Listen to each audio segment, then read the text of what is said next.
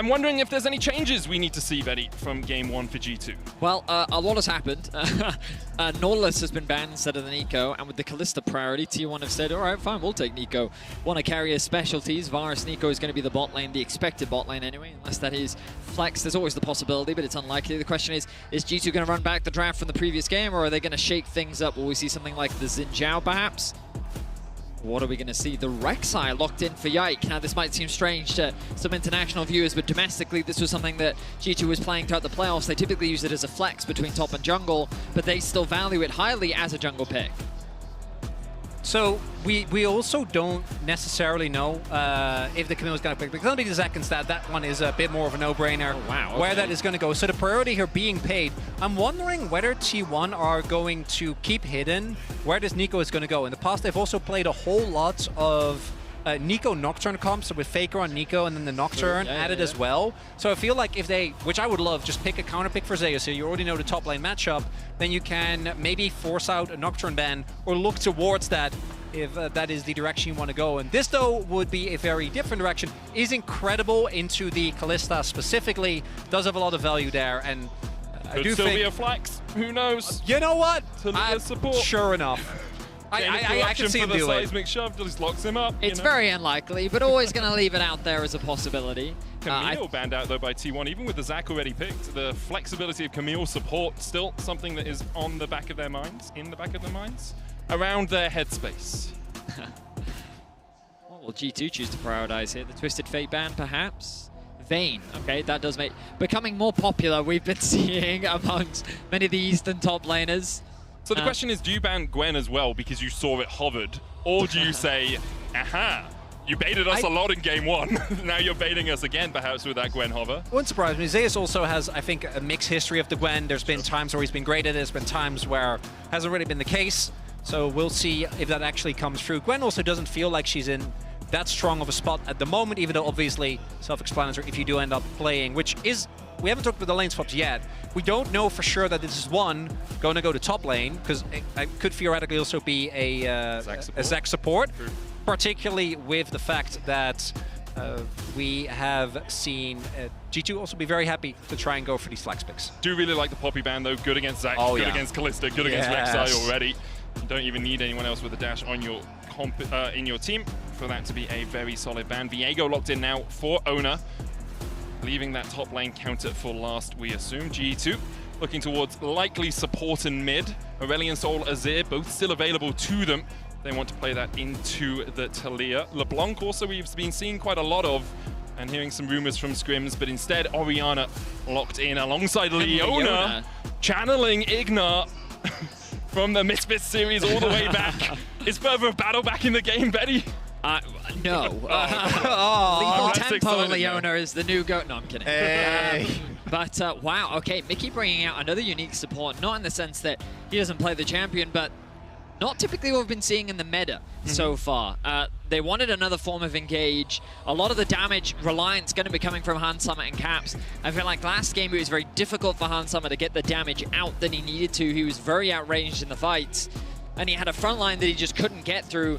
Let's see if things are going to be different this time around, because carrier support I think is going to be very difficult to deal with once again. While they do have a lot of engaged tools on the side of G2, I think T1 with Gumayushi's Varus and Faker's Talia, you're going to run into very similar problems of if you can't get onto the backline, T1 are going to run away with these fights. Yeah, it's also, as you already mentioned, Hansam in the last game, it was really hard for him to get in effective range. This time around, he's playing into Talia, and there was the Nico as well. So going to, again, be tough. I'm also looking for Hansama and Mickey to link up a bit more. I feel like there were a lot of opportunities where the aggressive potential of the Fate Skull wasn't really utilized in a way that could have really helped. One thing that I do like in terms of adaptation from G2, as much as I like the counter picks, after that game, it did feel like when it came to actual team fights in mid-game, they didn't quite know how to play it out, right? Like when it comes to the roams. Wasn't that good either. Well, both of them, I'll agree with. Okay, yeah, fair enough. I didn't mean that as an excuse. I was saying no, I really didn't mean it as an excuse. I was like, they didn't play them well, and their comp was bad at them. Yeah, you know, it was both. And in this, they do have a lot more straight raw team fighting power, great ball delivery systems. So we'll see if that's going to be enough to match T1 in a team fight. This Ornn also really big because T1 didn't actually have any engage, and Ornn is about as good as it gets. long-range engage helps you out a huge amount, and then the follow-up, seismic shove, you've got the chain of corruption, you've got Pop Blossom coming out from Keria. We have to keep our eyes to see where Keria is on the map as we make our way into Game 2 of this series. I will say, though, that T1, once again, I feel like I've just got comfort across the board. Maybe you could argue that Zeus, you don't typically associate him with Ornn, not to say that he can't play it. No, that's especially recently, 100% on But you point. kind of look at the other 4 champions. Viego for Ona, Faker's Talia, Gumayushi Varus, like, they're all like, oh yeah. You know what I mean? It's just, this is such a T1 draft that they should feel extremely comfortable and confident in this position. And so again, pressure's going to be on G2. Obviously, they're not coming into this series as the favorites. There are definitely believers out there that G2 can do some damage, but that's assuming G2 can demonstrate the ceiling of what this roster is capable of. And I definitely think that we've seen some very high highs of this G2 roster. The question is, can you pull that off against this T1 roster? Defending world champions coming in as a bit of an underdog when it comes in the context of MSI. I think we can all agree Gen.G and BLG the kind of front runners for the tournament, but T1 a roster and team that you can never afford to count out. Yeah, it's also T1's, you know, the expectation on T1 is really weird given the last 2 years of this roster. So it's always like, even if they don't win LCK, which they haven't since spring 2022, regardless, you're always going to go in internationals and be like, ooh. They're just a little bit built different when it comes to those. They have an aura. They do have an aura, and the man on your screen has a lot to do with that. Do want to note that it's interesting. I was actually wondering whether we were going to see any swaps occur. Not going to be the case here. And to be fair, I feel like the Zac into Ornn matchup also, particularly once you get a couple of points in W, I do think you have a decent trading power early on, though. Yeah. That'll be a little bit respectful. I mean, they're both those, you know the meme that happened, the assassin tank DPS? Yeah, I feel like Zac can also fit in a very similar moniker, maybe not to the same degree, but we've seen him be a very effective lane bully against many champions, and it's largely due to his sustain. If we turn our attention to bot lane, Keep going in, looking to engage. Catches Keria, who has to flash away. Flash for flash so far. Heal used by Keria alongside the Ignite from Mickey. Mickey does have Hex Flash though, while Keria does not, so G2 will be happy enough with that trade. One thing though, if we look at the jungle pathing here, Owner is actually just doing a full clear from top towards bot, so might be looking to go for a play towards Mickey. This wave, he's going to be shoving in, and Yike can either choose to cover for his bot lane as they shove in, because it is still kind of hard, right? Varus still has a lot of power, or he's got to take his topside camp. So we'll see what Yike will end up doing. Might even look for a play on mid here. Honestly, was expecting a stacked wave into potential dive bot, but Yike trying to navigate a way around that ward on the Raptor camp. Will avoid being detected for now, but as you rightly said, he's going to be on the top side of the map, which is a little scary for Hans Sama and Mickey. They're playing extremely aggressive. Perhaps their game plan is to try and get this push in and then look for an early reset. Mickey trying to garner some early information. He needs to be careful, though. Still only level 2. Tangle Barb's going to hit onto him. Gumayushi chasing in Mickey, already down to half HP. The chase continues from T1 as Ona joins the battle. Hans Sama with the rend on Guma, trying to get the slow down. Ona still chasing forward. Mickey, no flash. Tangle Barb, Spectral Maw, Keria on the board. Your jungler is topside. You can't play that aggressive into the enemy jungle if you don't have flash. I mean, we were just talking about it, right? Like, I guess the game plan there was to get that push in, go for the early base. Mickey didn't have any wards in his toolkit, so I'm not sure what kind of information he was trying to garner, but the fact that he was only level 2 as well meant that he didn't have his W up, those extra resistances, and T1 could chase him down. First blood secured for T1. And often you'll think, oh, it's only the support getting the kill. Well, let me tell you about Keria's Nico. This guy often outdamages his carries in a team fight. He has a 100% win record on the champion, and it is going to be very difficult for G2 to keep track of him. As you can see, currently coming out onto the map, is he an accessory Varus? Sounds like an organ that you might have. Well, that's just my accessory Varus, actually. No, but this is the curse of Guma, right? Because if you know the SpongeBob meme where Squidward's just looking out and he's like seeing them have, that's Zeus and Keria. Like, oh, Camille support, Vayne top, and he's like, big Varus again. It's fine. I'll just Levelity Varus for what, like the 3rd year in a row? It's okay. I'll just play it again. Great vision control from T1. Spots the roam from Mickey. Keria coming in from the side, Ona joining in as well. Yike looking for the damage. Mickey just walking straight forward here. Baker still holding on to the seismic shove, and Mickey is locked up with it. Mickey rooted with the tangle barbs, and he walked right into his own death. When Faker comes knocking, you do not answer that door. Mickey 0-2 now. So much hesitation on the side of G2. It was unclear whether they wanted to fight or whether they wanted to disengage, but T1 once again find a punish onto Mickey. They're going to take away the Raptors too. Oh, Smite will come through from Yike. But T1 punishing that early flash from Mickey. You'd think that the game plan would be get the Summoners early bot and then commit to those plays, but with Yike pathing away from the bot side of the map, and Ona just working with Carrier to find these early picks, T1 find themselves with a 1K gold lead already. And in game 1, the question was, can G2 use a lead to snowball the game away from T1? Now in game 2, the question, if you're an EU fan, is can G2 come back from a deficit? Because already 1,000 gold behind. Carrier has 1-0-1, getting fed on this Nico. Faker again in the mid lane, getting fed in the early game. And T1 will be very happy with this state of affairs. Yeah, it also becomes about how do T1 play with leads, and the answer is very oppressively, unfortunately. As they are, I'd argue, one of our most, at least when it comes to the top tier teams in the LCK, by far the most aggressive. When it comes to just continuously looking for plays, Caps does have his flasher, should be fine, even if it is forces to cancel. One of Portugal coming down as well. Broken Blade still has the passive, looking for the brittle. Zeus flash forward, but the unstable matter for Broken Blade is enough to heal him back up. Zeus burned his flash, burned his ult, and Broken Blade just walks away. That was a heavy commitment from Big Zeus. win, yeah, for Broken Blade. I'm kind of surprised. Now the bot lane dive for Ona. There he is, stepping forward. There's the Weaver's wall in by Faker as well. Mickey does have the flash back up, looking for the stun, but can't find it in time. Ona possesses him. And underneath the tower, he is fine as roses. T1 starting to retreat away. Caps was spotted on vision as he walked into this tri-bush. Oh, and I wish that instead they would just go for the shoving the wave mid and trading a plate. Like, by the time G2 arrives, the play is already done. And in the case T1 overcommits there, you might get a punish opportunity if they also go for the dive on Hans, but isn't the case. And T1 basically get that bot side play for free, courtesy of Faker's Weaver's wall.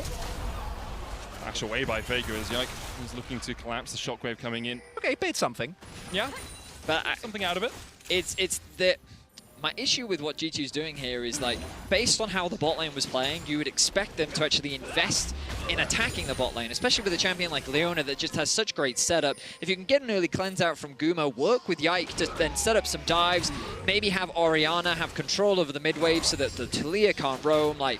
But instead, the opposite has happened, where Ona was the one that was pathing towards bot. There was no Yike to contest him. They get the early pick onto Mickey, and then they just keep punishing the fact that he doesn't have a flash. And then when they have a stacked wave, they use Faker's Talia wall to roam down towards bot. And, like, this is how you punish bot lane. This is exactly what I think G2 should have been trying to do, and T1 demonstrating exactly how you can snowball a lead in the early game. That's why they are the current world champions, why they're widely seen as one of the best teams in the world currently. We said Gen G and BOG maybe sitting a little bit above them, although after BOG's performance yesterday, I think some questions have been asked. You can say it was, you know, some happy games. Maybe PSG just overperformed. We'll have to wait and see for the upper bracket. T1 looking to make their way there to match up against the LPL #1 seed. One of the big changes, as we already mentioned in draft, but I want to reiterate it again, is that I do think the composition of G2 has a lot more straight-up 5v5 power. Now, it's not to say that T1 doesn't, but this is a very straightforward Leona and or Zac go in, you follow up with the Ori Ball, you have a lot of backline threat with your Rek'Sai, and Hans Sama can also get Mickey out of sticky situations, giving you even more freedom and try and engage on the plays, although into Talia I always feel a little bit risky. Look, I mean, again though, T1 setting up for a bot lane dive, you can see both Ona and Faker in the river, and even if they don't go for the dive, they have control over the dragon. Caps now looking to try and push in this wave so that he can at least get something back, but T1 with fantastic bot lane control. Yike is forced to cover. Good reaction flash from Gumayushi. Could see it coming and reacted accordingly. Now Ona moving across. Mickey's flash down once again. Gumayushi doesn't have one of his own. Yike just farming his Krugs. Ona covering, I think, just for one more wave. I expect Gumayushi's calling saying, if I get this wave, I can get my next item spike. So TP to the top lane by Zeus. As Broken Blade's been doing relatively well in that top lane, has about a 10 CS lead.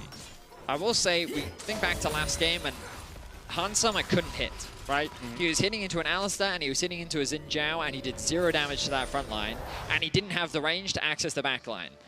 you're fighting into an Ornn. Kalista typically is not good into tanks. And a Talia. Yeah, and a Nico. Yeah, and so I'm just kind of like, again, you've gone for the on-hit into a composition that I think you're running into very similar problems where it's going to be difficult to actually land damage onto the backline. So it becomes this race of whose frontline dies first. It's Zac versus Ornn, Leona versus Nico, and who can land that better wombo combo, who can get that a better initial burst off. And ultimately, I will say that while T1 finds themselves with a lead right now, this game is ultimately going to boil down to the team fights. And how that fight goes, the early ones will determine a lot in the outcome of this game. I think the game might boil down to the fact that G2 are pushing forward here in the Pop Blossom. We'll find Mickey Tangle Barbs for this follow-up. There's the Spectrum more. Call of the Forge coming out as Mickey tries to turn it back around. The shockwave possibility from Caps. But Mickey already falling low as Ona possesses his body. A three-man shockwave into the dive forward. Is it enough for G2? Broken Blade fighting Faker in the bottom lane. It's a one-for-one trade on the top side. Faker weavers walls his way out. Broken Blade no TP. Faker has his. A crazy battle in the river. Mickey still doesn't have his level 6, so T1 tried to punish that. They're able to find an initial pick, but a nice combo from Caps and Yike turns it around and they end up getting a kill back. It's a fight over grubs. G2 want to get 6 once again, want to have that pushing power. Carrier doing everything he can to keep Yike low, to Mickey's keep back. Yike away. Mickey's back, as you say, now has the level 6 owner coming to join the fray. Doesn't have his Heartbreaker ultimate, but with Yike being low, he can, of course, sustain through his jungle. I think G2 might back off from this one for now. Faker looking towards the top side. Caps has snuck into that second bush. Crucially, though, because Faker had to use his ultimate against Broken Blade, he can't use it to cheat towards the skirmish. Might get caught here. Faker does have his flash, but he's knocked up, locked up, and shut out of the fight by Yike. Well played by G2. Caps sneaking into that bush meant that the collapse could happen from Yike. Gentlemen, it's strangely eerie how T1 was 4 kills up, and now G2 is the one finding kills back. And pick after pick, gonna convert this into the grubs as well. And they're still looking to contest. I think you just want 4 hit. Back away from it.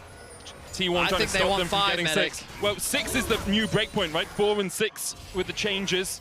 It looks like T1 were trying to stop them from taking them. Can't do so. Caps pushing in the top lane, so it will be 6 in the end for G2. The big thing here, though, is that T1 is dropping a lot of waves, trying to contest this objective that isn't really that essential. Caps has just been shoving relentless because Faker ended up dying. He's now at a 30 CS deficit. Is Faker. Still has the flash here. Void Rush used to dodge away from the seismic shove, but now Yike is very deep. Heartbreaker in by Ono, and Yike just tunnels out of there. Secret tunnel. Yike manages to escape. I think he was just trying to get the flash out from Faker. Nice response the moment he saw Ona. Ends up being an exchange of ultis, but Faker holds on to his flash. Great great patience is the word I was looking for from Faker, as that was a scary situation for him to find himself in. I mean, Faker's in a scary position in this game. 1,100 gold behind, only 95 farm at 13 minutes. Caps leading the gold chart. And game 1 did start off a little bit like that as well, with Caps getting the lead. We'll see if G2 can continue this swing back in their favor. Big thing here is that Faker has basically been first BB bully them out of the bot side waves, had to force his ultimate, then he walks towards top, ends up getting taken down as well, or ends up actually getting taken down.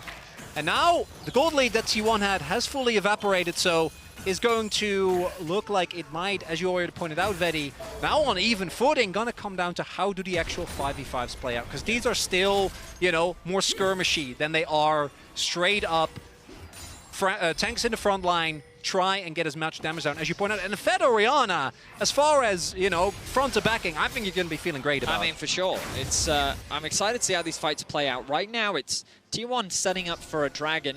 I mean, I say that they've kind of got wards littered across the map, but I think G2's in a better position to contest the Herald with the pressure that Caps has. Mickey, all right, he's going to be fine. But I think G2 can afford to sacrifice this dragon, get the Herald, use it to break open the mid tower, and kind of use this pressure to then start moving into T1 side of the map. T1 is just dropping here. A lot of that, or rather, is just letting the turret go. Zeus is there now, but the turret is going to get taken now nonetheless, and G2 now back in the lead. T1, they're doing a lot of posturing here, but without Zeus, their engage isn't actually that good. He's the only one that can start fights unless you find a flank, unless you find... Yeah, exactly, or unless Guma finds someone with an arrow, which shouldn't happen. That's the one thing, though, that I think G2 have to be really, really careful about. The amount of, like, single target lockdown and burst damage that's available, which can start off the Viego resets, That is the one thing that they really got to be careful about when we get to these fights. In team fights, there's always the risk of overextension as well. The Pop Blossom will separate your backline from your front line. It becomes very difficult for G2 to actually effectively play a fight. Yeah, here's what I will say. I talked about it earlier that like I had some concerns around Handsome actually being able to deal damage in the fights, but when we think back to the regular season of G2 playing, when Broken Blade was on... Oh, hang on a second. Carrier's been spotted here. Right, looking for him, goes forward, Carrier flashes away, Drake secured. Broken Blade diving onto the back line. It's only Carrier for now. There's the Pop Blossom, TP's behind. As Carrier will fall first, the TP behind from T1. Not going to look for any more of a collapse. Faker just investing there. G2 can continue to press in. Broken Blade, channel the E, doesn't go for it. Faker forced off towards the top side by Caps. It's a 2-level disadvantage for Faker right now. He's been starved of XP. It's actually about a level and a quarter if you look at how far Faker is towards that 6. Faker holds the flash, flashes the wall, and the Zenith Blade just short from Mickey. I think that's still a decent trade, though, trading his support flash. Oh, Hansama. Faker going in with the Weaver's Wall. Hansama side steps aside, McShove. Owner coming from the bottom side as well as the Call of the Port God is flashed by Hansama. In the end, turns out being a couple of flashes for a couple there. The thing about Faker's play is it keeps G2 still on the map. Remember that they made that Dragon play, haven't actually had an opportunity to reset, whereas Guma is already making his way back out. This could have been a window where T1 maybe could have taken a tempo advantage, but G2 immediately move up towards top. They still have Hansama clear out mid. Bot is still pushing in their favor, and they're still going to look to try and contest this Herald. Arrowed path in by Owner. Could just look for the smite. Standing still. Not going to be seen by the tremor sense from Yike. Hansama dashes towards him. Have that exclamation mark above his head showing that Ono is closest. Guma, oh, beautiful footwork from Guma. Put him on stage at the Ritz. That was gorgeous, dancing away from the elastic slingshot and the stretching strike. It's now back-to-back, though. The team has gotten a pretty substantial early lead, and it is then evaporated. Very different circumstances this time around. I do think that for T1 it's important to know that the Ornn is always going to eventually generate insane amounts of value. So I can imagine if G2 still feel the need to play a little bit aggressive. Does still have the flash. Mickey's on his way here. Flash away, but the Heartbreaker breaks the hearts of Europe. Yike's still on the chase, though. Owner has no flash. Broken Blade coming in from the side. Let's bounce, baby! Faker locked up. Owner sent packing. G2 get 2. I don't think the game plan was for Caps to die, but G2 make it work. 2 for 1.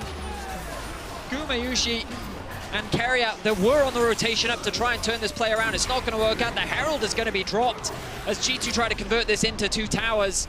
The gold lead is quickly ballooning in G2's favor as game 2, the momentum is shifting. Mickey looking for Faker here. Pops the ultimate. It's actually Carrier, sorry.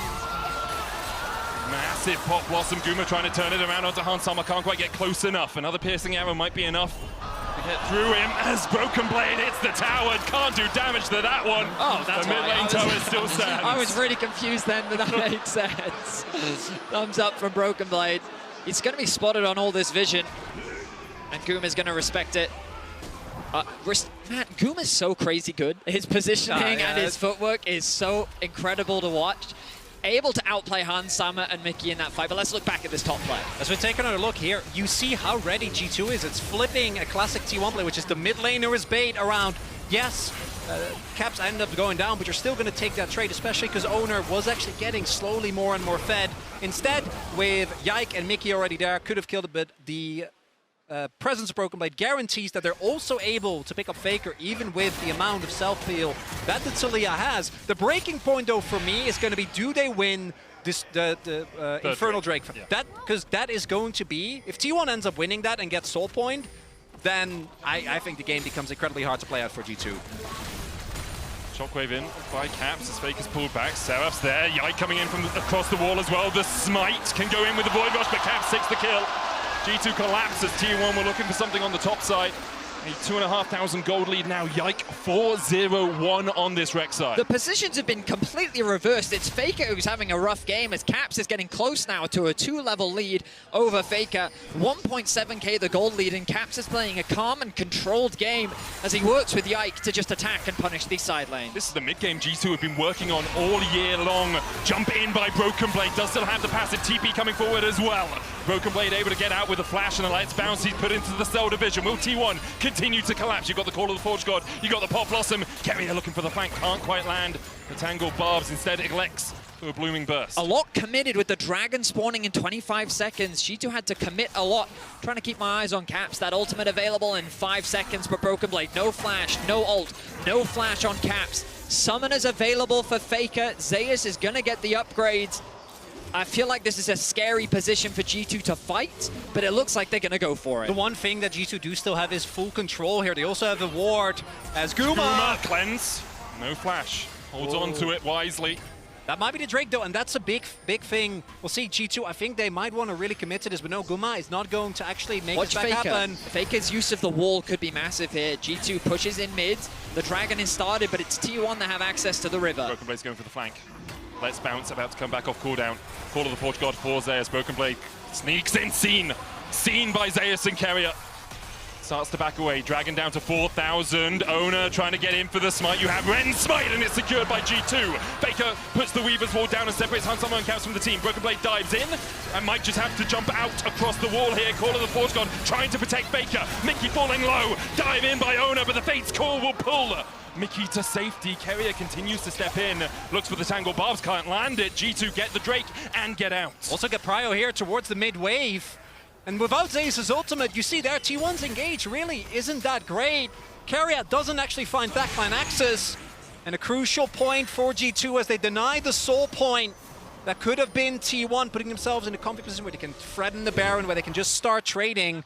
But it's not going to be the case. That was a weird fight, boys. Like, I don't know if you noticed this, but Hans literally flashed on top of Faker, and then Zeus was like, I have ulti, I think I can collapse. But the rest of T1 couldn't actually follow because there was a whole other skirmish. It was kind of awkward for both sides, given that Faker kind of split the map with his ulti. And we're not going to get a replay because no one ended up dying, but it was a very strange set of affairs that really highlights what you're talking about, Chronicler. When the engage kind of disappears from Broken Blade, Mickey, and Zeus, the teams just kind of look at each other. Just standing there menacingly. So ultimately, G2 walk away with the victory because they hold on to the gold lead. They secure the Dragon, deny that soul point from T1. And now things like the Baron become a point of contention. And you've got to remember that while neither team have the fastest Baron, T1 is very scary at being able to sneak these Barons away at a time that you least expect. I think importantly for T1, Carrier still has flash. Only Faker's burnt his flash, so if the fight does begin, you have that backline access. Hansama, no flash, no cleanse. Broken Blade, no flash as well. Will have his passive up for the next fight as he continues to push Zeus in the bot lane. And what a series Broken Blade is having so far. You talked a little bit about it in Game 1, Vedi. His TSM days seem to be behind him, where internationally perhaps he struggled. Over the last couple of years, he has really evolved as a player. Here, he's almost 2,000 gold ahead of Zeus in what has essentially been a tank versus tank matchup without a huge amount of interaction. I will say, a much better performance from Caps this time round. The debate so much last year was around his individual performance, and we rated him very highly coming into this tournament. Hansama in some danger. Hansama, no flash, no cleanse. He steps the sides. McShelvin, Faker has no flash of his own. TP comes in, Broken Blade going to join the fight. Void rush forward, Faker goes down. And now the Call of the Forge God is more of a prayer sent to the heavens to try and escape. Caps is on the flank, and I've seen a shockwave land here before. Cap steps in, Pop Blossom, what? It's beautiful, but they do not have the damage. The shockwave from Caps finds them all as G2 wipe away T1. And Guma is going to desperately try to run. He might make it out, but the rest of his team is evaporated. The Baron on the board here for G2. The attempt to turn from T1. Way too overeager. And G2 punish. It was initiated by Faker, and as he falls, his team was quick to follow. G2 win out on the team fight, and it starts with them trying to find this collapse onto Hans. Patient play from him. He knows that he can't use his passive here. Faker's forced without flash to get jumped on by the top jungle duo. Mickey locks down Owner, but then we see Carrier with a fantastic ultimate, thinking that the fight is turned, but then Caps' shockwave connects onto 3, and Guma just doesn't have the damage to win the fight for T1. Owner, I think, tried to flash over it, try to get out of range, and then he could have gotten the reset. I don't know if that would have been enough, but the play doesn't end up working out, and now the gold lead, 5K here for G2. And you just see how much healing G2 have in fights as well. Zach, Rek'Sai, so good at just buffing themselves back up. So difficult for T1 to get through that front line. Now, as you say, a 5,000 gold lead, Dragon up in 50 seconds. Mickey caught out just a little bit with that blooming burst. He'll take a chunk. The Baron a possibility, and G2 have to be worried as well. If he go for the Dragon, RT1 just going to sneak a Baron. And you already highlighted Vedi, but when that play happened, I thought Faker had stopwatch. Normally when he goes for plays like this, it really is with him in mind that they're going to collapse on me, got to be ready. Instead, Hansama uses the most overpowered ability in the game, which is walking. And as a result, that's an LCK classic. You know, the walk strategy ends up paying dividends there, particularly given the fact that Talia relies on getting you in that seismic shove. And it really is, in the last game we saw him recuperate. I feel like on the Talia, Faker hasn't been able to consistently reach the highs that he has on his Orianna, on his Azir, and we're seeing some of that here now in the upcoming fight. No flash for Guma, and no control for T1. T1 are the ones with their backs against the wall. Guma feels like a very... Oh, hang on a second. Broken Blade. Onto Faker once again. Faker flashes away. The stretching strike will pull him back, though. And Ona might be the first target as Yikes sinks his teeth into the fight. Faker now forced away. The Weavers will pull back. Broken Blade on this Zac has not given T1 a moment to breathe. 8-0 for Yike and Baron on the cards. The top jungle duo is just a diving menace. Domestically, questions were thrown out around what does this Rek'Sai even do? Gentlemen, it's 8-0-3. It's been involved in 11 of G2's 12 kills, and it is making it difficult for T1 to play the game. It's the mid-jungle 2v2 of T1 that is struggling so much. We see here the bot side, and Zeus trying to maybe contest for a Dragon, but there's just no way it's that really it's going to work out. It's really smart from G2 as well. Hansama and Yike making sure you get the Baron, and then the rest of the team making sure T1 can't just sneak away Soul Point from under your noses. I wonder if G2 will look for a reset off this Baron, or whether Yike's going to reset. Looks like Hansama's going to go mid, catch that wave that's pushing in, and with the push in the bottom lane, it becomes so much harder now for T1 to actually get back out in a position where they can contest the Drake. I think what's crucial... Okay, a bit of a visual bug. I think what's crucial about what we're seeing as well, let's dive into the replay first. Broken Blade snuck his way into this fog of war. He spots them out with the Rek'Sai, and he gets the knockup, forces the flash out from Faker, and then the stretching strike into the ultimate combo. Means that T1 lose their jungle, lose their mid laner, and it secures the Baron and the Dragon. And again, like, I don't have time to explain. Being used. Solo play on the backline as Mickey dives deep here. G2 maybe overextending, but the flash forward from Yike for the double knockup. Slap their heads together. G2 have had enough of this game. Pop Blossom comes out. The Cap's still very healthy on the backline. Broken Blade still has his passive. Another stretching strike on Ona as Hansama begins to dance on him. Stunned up for the second. Faker able to kill off Hansama. G2 maybe a tiny bit greedy because Faker puts the Weaver's wall down. Broken Blade dashing in, locked up with the Unraveled Earth. G2 could overstep here. Instead, they retreat. They still have the Baron for a minute and a half. Still get the inhib, still get the inhib turret. Still a lot of pressure here. Hunt's dying, though. It's going to take a little bit of venom out of this. They still be able to pick themselves up the second Drake. And we saw there again, Faker was pushing in the top side. The TP, not in time. If he was there earlier, maybe could have made a difference. Not going to be the case, and we'll see what T1 can do on the cross map. But now, almost 10k gold behind. G2 looking to bring this to 1-1. I mean, it's just the Broken Blade and Yike show, isn't it? They initiate onto Zeus, of all people. He has Caps at his back, chipping away at his HP bar. They tried to punish them underneath the tower. Caps does get knocked up, but the Chain of Corruption follow-up is the only thing there. Mickey then with a dive, knows that he has the Kalista to drag him out to safety. And then the flash, two-man knockup. Guma usually no flash to get away. They finally take him down for the first time in this series, I believe.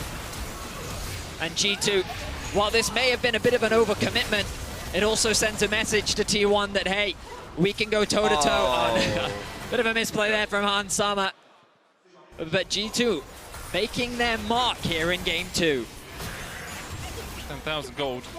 The difference between these two teams. The head-to-head record. 15-10 for T1. G2 starting looking for their first win since 2020 in a best-of series. It's a long time ago. It was a best-of-1 win.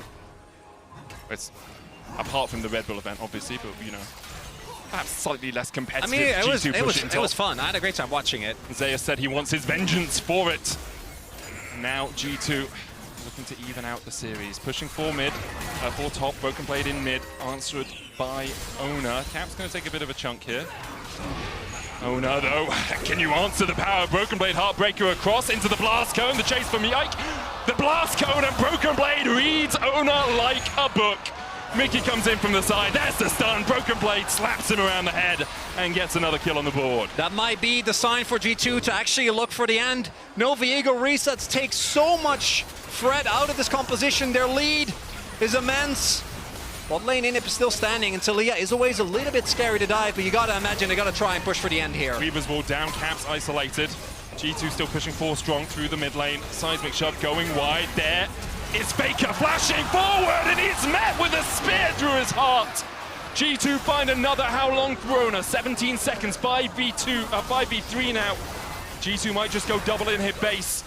Could be a little greedy, and they've often been in the LEC. We'll see if it continues on the international stage. Carrier trying to get in with that Blossom. No flash for him. First Nexus tower down. Finds Cap. Call of the Forge God coming down as well with the stopwatch. Will buy a second for the G2 mid laner. And Onu is just deleted by Hansamo on the backline. Guma next up. He will escape to the safety of the fountain. But that's where he'll watch his Nexus fall as G2 even out the series at 1-1. A convincing win for G2. They'll need to keep their composure as they won out on the team fights. But a big win for G2 to show that they can go toe-to-toe with the Titans of T1. Takeaway here is early game leads are bait. Do not trust them. Because what is the worst early game team you can pick that scales well? I mean, that's what you got to go towards. Yeah, you know, just go and on a more serious note, really the big thing here is Faker and Owner with this honestly really strong combo of the Taliyah as well as the Viego not working out, and the parallels between Caps in game 1 going for a couple of roams that didn't work out. Faker getting caught in bot and getting actually killed towards the top side set him on a deficit that he was never able to climb out of. And they're gonna have to step it up if T1 wants to get the lead back in the series. We'll see if T1 can strike back in the next game. Don't forget to log into lolesports.com using your right ID to earn exclusive MSI 2024 drops. That's it from us for now. We're going to hand it over to the analyst desk to break down that game. This is the best game I've seen out of Broken Blade and Yike, maybe ever. True, 100%. Like, that was an incredible performance from these two. And the patience from the entirety of G2. They don't overextend, they don't overchase, they play through sides, they play around. This is what they were training to do.